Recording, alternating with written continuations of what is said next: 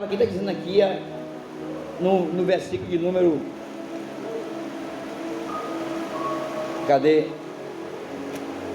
Aqui, no versículo de número 9: sabedores de que, havendo Cristo ressuscitado dentre os mortos, já não morre a morte, e já não tem domínio sobre ele. Está vendo? Pois quanto a ter morrido de uma vez, para sempre morreu para o pecado, mas quando viver para quem? Para Deus. Ficamos no 11, olha para cá. Viver para quem? E nós vivemos para quem? Então nós temos que se aperfeiçoar na palavra. Na palavra. Deus fica feliz. Entende quando chega a hora da reunião, que já estão todos reunidos? Aí o pastor, levanta, entende? Junto com a igreja, começa a orar. Aí Deus começa a ministrar o louvor na mente dele, para colocar. Eu não boto roupa para botar, eu não boto.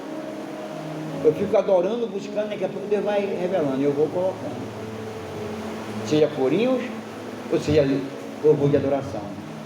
Então, em nome de Jesus, viver para Deus. Se eu vivo para Deus, eu me esforço para poder ser o quê? Obediente.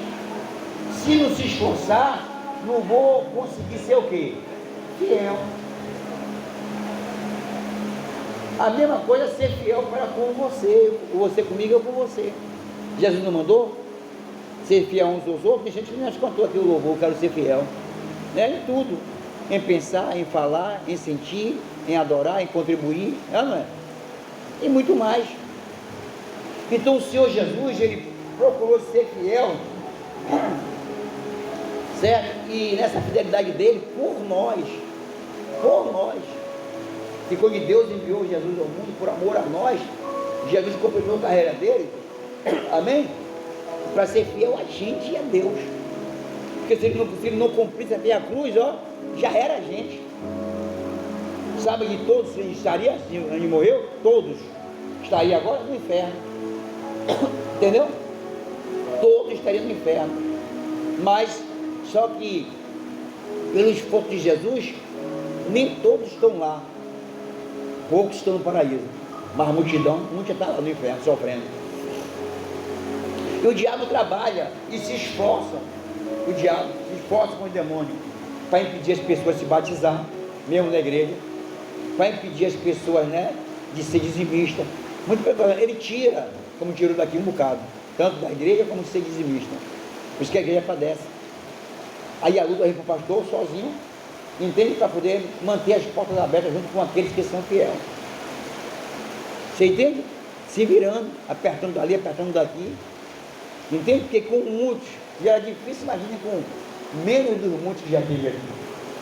Isso em qualquer lugar. Então, sabe, a gente, no esforço, para ser fiel a Deus, a gente pisa no diabo. Por isso que Jesus fez tudo isso. Jesus, ele combateu. O evangelho, isso é combater, é confronto. Ele confrontou com Caifás, com Anás, com o governador, com os falsos profetas, com os ímpios. Ele confrontou. E nós temos que confrontar. Não, a vontade de Deus é essa, o pastor está certo, a palavra está certa. A vontade de Deus é essa. Eu não vou me entristecer, eu não vou me aborrecer. A vontade de Deus sempre vai ser essa. E ela tem que ser a primeira na minha vida. Diga graças a Deus. Aplauda o rei, meu irmão. Aí no 11 diz: assim também vós considerai-vos mortos para o pecado, mas vivos para Deus em Cristo Jesus. Fiquei no 12. Eu tenho que ter essa consideração. Mas o pecado não quer se manifestar na sua vida, ele quer. Ele quer que a gente toque, ele quer que a gente fale, ele quer que a gente cochice, ele quer que a gente deseje, ele quer que a gente cobice, E quando fala esse aí, não é só questão de homem e mulher, não, é tudo. É tudo. O que é materialmente falando, carnalmente, é tudo. E quando fala cobiça, aí se trata logo de homem e de mulher, que é uma das principais coisas que o diabo quer, isso. Mas todavia, Jesus disse: não pequeis. Mas também Jesus falou o quê? Que nós somos pecadores. Então por isso que ele veio com a graça para salvar só quem crê. Não está escrito lá em João 3? Quem crê, esse não vai ser julgado. Mas quem não crê, será. Então eu creio que eu tenho que me esforçar. Você crê que tem que se esforçar, tem que dar o melhor. E se todavia de repente eu falhar, aí qual é o sentido? Joelho e oração. Porque é esse pecado que ele leva em conta, não é o da ignorância. Por isso que a gente não pode o quê? Ficar dormindo com o pecado. Nós temos que confessar. Pode ser deste tamanho, ó. Do mesmo jeito que tem a fé chamada, como é que chama? Do grão? De mostarda. Tem também o pecadinho que é do tamanho menor dele. Mas ele também não é perfeito. Se eu não confessar e me esforçar para parar, ainda que outras vezes possa acontecer, mas quando vier acontecer, você já tem 10.000 quilômetros rodados. Diga glória a Deus. É assim. Por que isso, pastor? Porque Deus e Jesus falou: todos pecaram, todos pecam. E diz que aquele que não peca, não, é mentiroso, não é isso? Ele está pecando, é isso mesmo. Agora, eu não vou querer o quê? Pecar.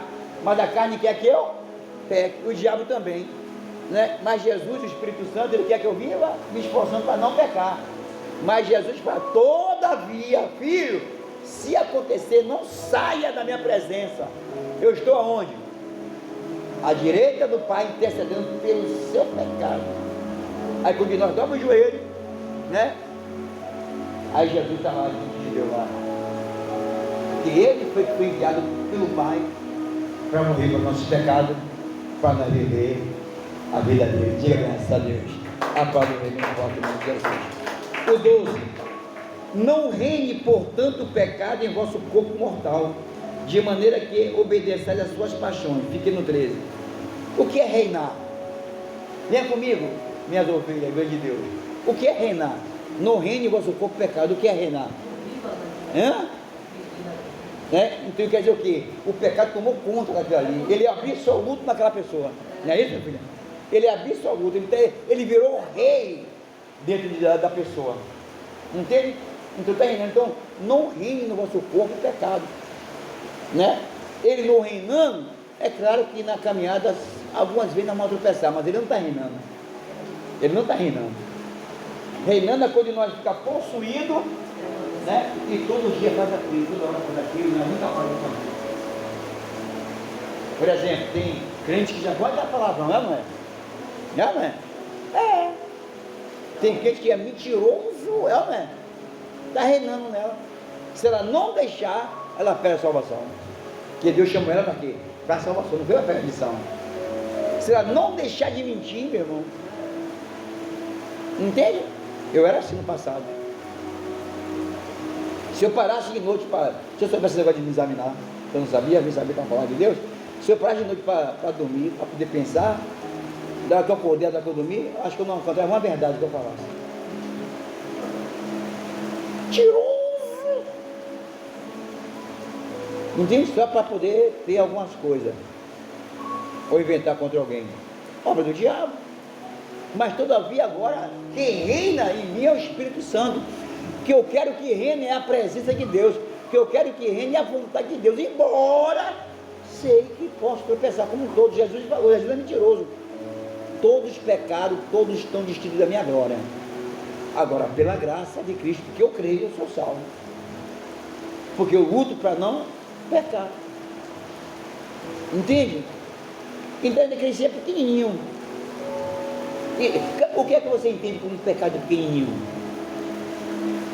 Aí eu falei, de comparação que eu não mostrava, não foi? Também. Que na hora Deus me revelou, quando eu perguntei a Alicinha. O que é? A verdade é muito menor. Será que uma piscadinha? Ou um pensamentozinho, pequenininho, menor do que mostrado? Não adianta. Ou então, poxa, eu ia falar, mas não falei. Mas para Deus falou. Entende? Então tem isso, nós temos que de misericórdia, perdão. Não é falar, meu Deus, passou um pensamento ruim pela minha cabeça agora, eu ia fazer, mas não vou fazer mais nada. Não adianta nada. Você precisa dobrar o joelho, não é assim, Lu? Dobrar o joelho, o quê? Pedir perdão. Que o diga eu, né? Todos nós. Então, a palavra de Deus diz lá em Efésios, fica aí, 4, diz assim: não entristeçais o Espírito Santo, 4:29. E ali revela um bocado de coisa, inclusive palavrão. Não saia da sua boca nenhuma palavra feia, para que não entristeça o Espírito Santo, nos quais tem selado, tem o chamado. Mas tem gente que gosta de dar um palavrão, amém? É tanto pé para lá e coisa para cá, ou vá para ali, para aquele lugar toda hora. Você que eu vejo. É tanto que gosta de mentir, ó, não é?